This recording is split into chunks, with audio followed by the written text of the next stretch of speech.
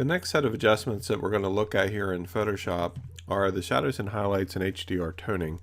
And these are very specific for photographs and actually give you the ability to make some pretty significant changes to your photographs that otherwise you may not be able to accomplish.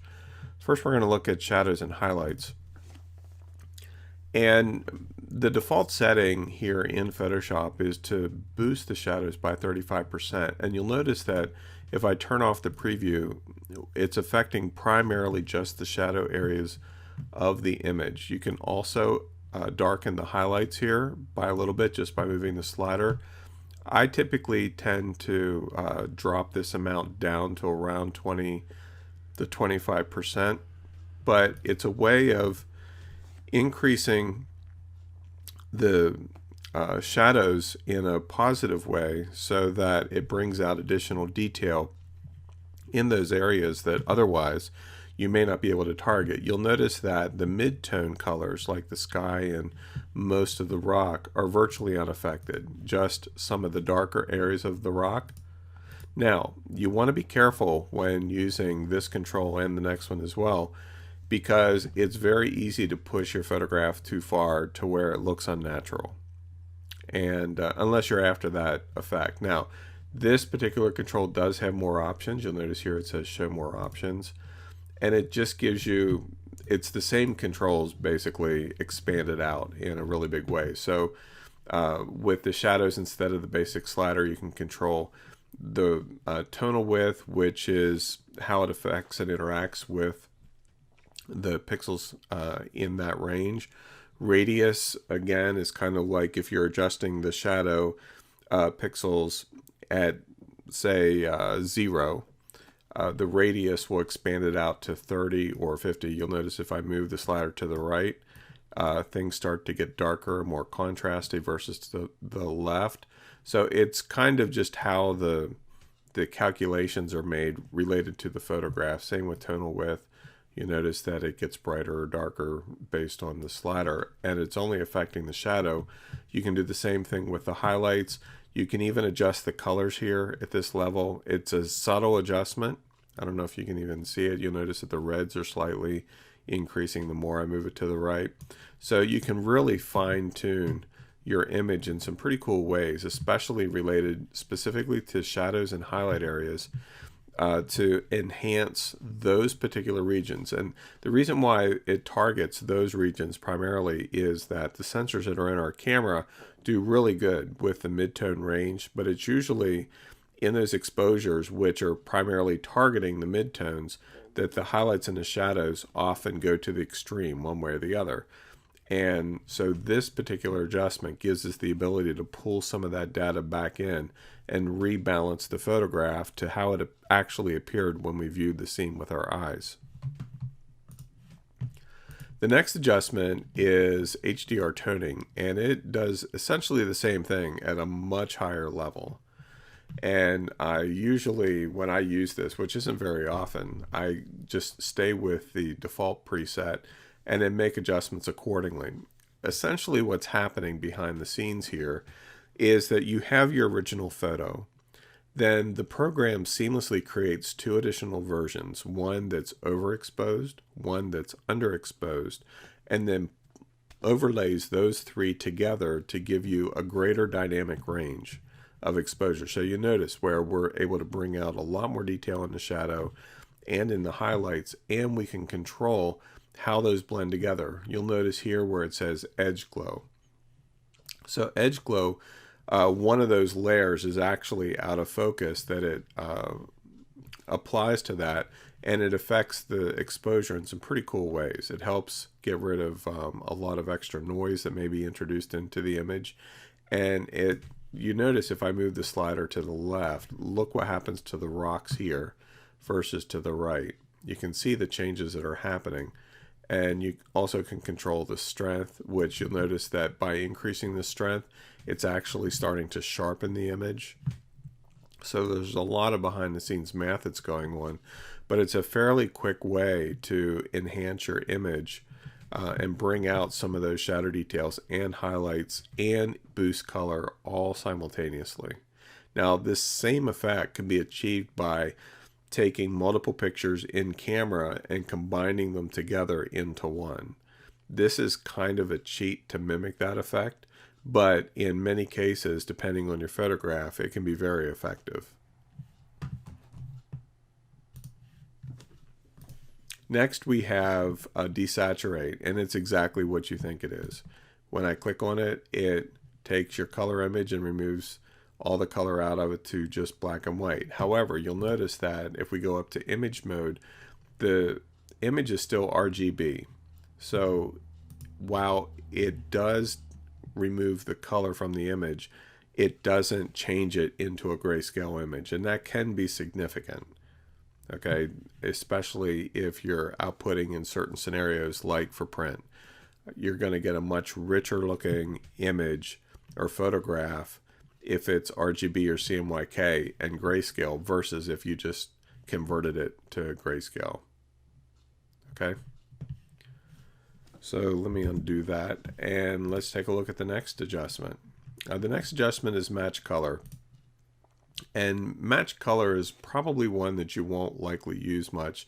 The primary purpose of it is if you have taken a number of photographs and you tweak one of them to where you like it, and you're working on other photographs that have a similar color and tonal range, you can actually use that previous photograph to globally adjust the new photograph that you're working in now. So I'm going to show you an extreme example.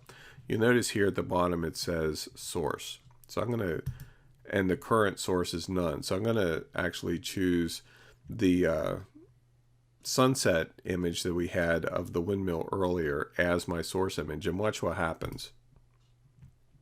It takes the color tonal range of that particular photograph and applies it to our source photograph here now and resets and matches the colors to this image versus what was there for this one. So you can see in this case it's extreme and it doesn't give us a desirable result. But if we had a different version of, say, this one here, this photograph, let me just change that back to none, and we applied it in the same form, it would auto adjust everything in the photograph to match the target that we just imported. So it's especially handy if you're needing to retouch a lot of images that are very similar. It can save you a lot of time that way. But beyond that, it's very limited in its use. And of course, these image options up here just control how the color interacts with the image that you're seeing on the screen, the image that you're working with. Next, we have replace color, and replace color is a very handy tool. It's another adjustment that you may use a lot in certain situations, and here's how it works.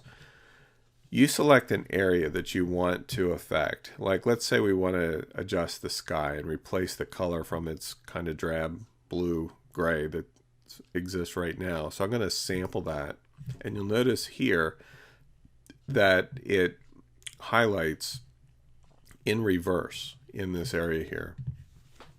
And fuzziness controls, it's basically a slider that controls how much of the tonal range is being affected based on the image or the pixel area that I selected. Now, what's really interesting about this is that you can add to or subtract from this initial selection just by choosing the eyedropper with the plus tool. If I click, say, this area here, you'll notice that that was added to the selection. If I go with the whites, that was added to the selection as well. And let's say I just keep eyedroppering until I'm sure that all of the various blues are selected. Now you'll notice that it's also sampling some values from the rocks, and that's because of the white area of the sky that I picked. So let's say I want to remove that. So I'm going to choose the negative eyedropper and just click on that area alone. And so it removes some of that from the rock. I can also control that some using the fuzziness. So just move that slider to the left. If I move it to the right, you'll notice it affects more of the image. But here's where this is so powerful. So you can see here is the default resulting color. okay, the average. If I come down here where it says replacement and start adjusting the hue, watch what happens. It affects the color of the sky. It's basically replacing its color, but none of the other image, none of anything that is black here is not being affected at all. So the only thing that's being replaced are the areas that are showing up in the white. If I move the fuzziness scale, you'll notice that it'll impact the image a little bit more. Okay, but I could actually, using the negative eyedropper, come over and remove some of those rock areas so that they don't show up. Let's just move this over here. So you can play around with where the subtle balance is based upon what you want to change or not change. And of course you can also affect the saturation and the lightness. So this can have some very far-reaching and fun options for you depending on the type of image that you're working in. So like we could start over and just say focus on the sky, or not the sky, the trees.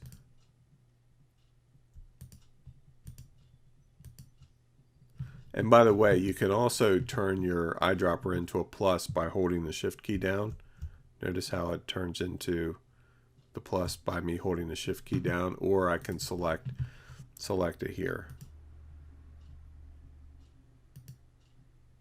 So now most of the sky is selected, or why do I keep saying sky? The trees.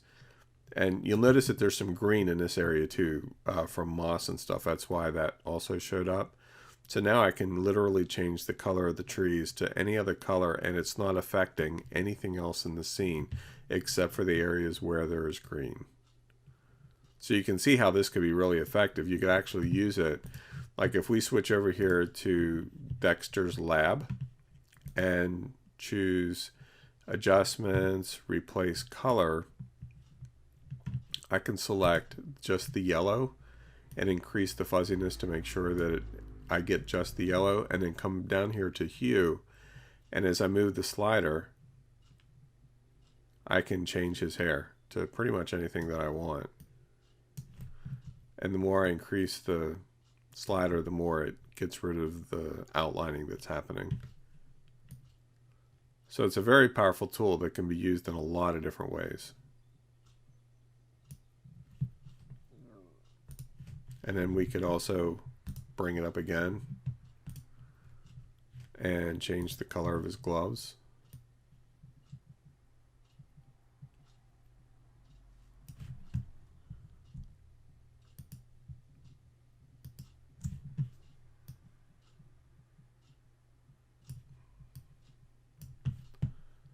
So replace color can be very effective in adjusting some of the images and photographs that you're working on.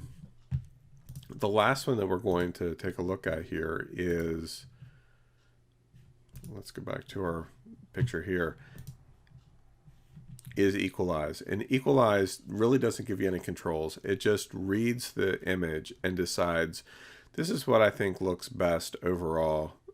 Essentially, in a lot of respects, you could say that it's a combination of all the above, sort of, kind of, but when you click equalize, it just reads everything in the image and adjusts it automatically. And actually, I found that its adjustments are very good.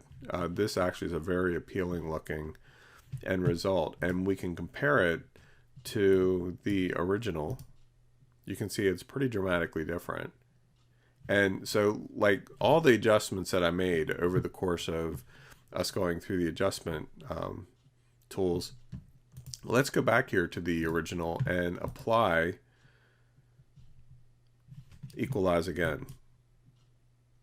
So you notice that it's based on what it sees at the time, because this looks different compared to what we had before. Okay, so see, this was the equalize that we applied first, and so it applied it to the image based upon the other adjustments that we had already made. So that's one thing to keep in mind whenever you're working with equalize, is that it works with what it has. It doesn't go back to the original source image unless you use it with the original source image.